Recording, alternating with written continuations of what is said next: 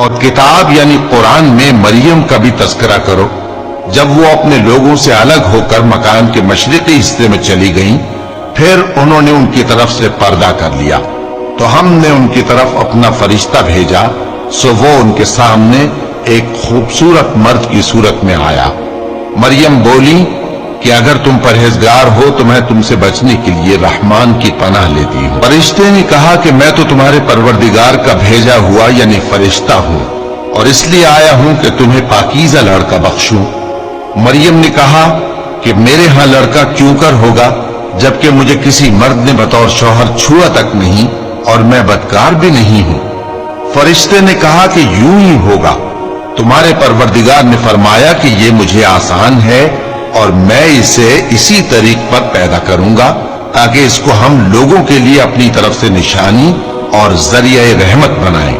اور یہ کام مقرر ہو چکا ہے۔ چنانچہ وہ اس بچے کے ساتھ حاملہ ہو گئیں اور اسے لے کر ایک دور جگہ چلی گئیں۔ پھر درد ذہ ان کو کھجور کے تنے کی طرف لے آیا، کہنے لگی کہ کاش میں اس سے پہلے مر چکتی اور بھولی بسری ہو گئی ہوتی۔ تب ان کے ٹیلے کے نیچے کی جانب سے فرشتے نے ان کو آواز دی کہ غمناک نہ ہو،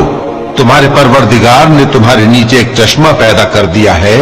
اور کھجور کے تنے کو پکڑ کر اپنی طرف ہلاؤ، وہ تم پر تازہ عمدہ کھجوریں گرائے گا، تو کھاؤ اور پیو اور آنکھیں ٹھنڈی کرو۔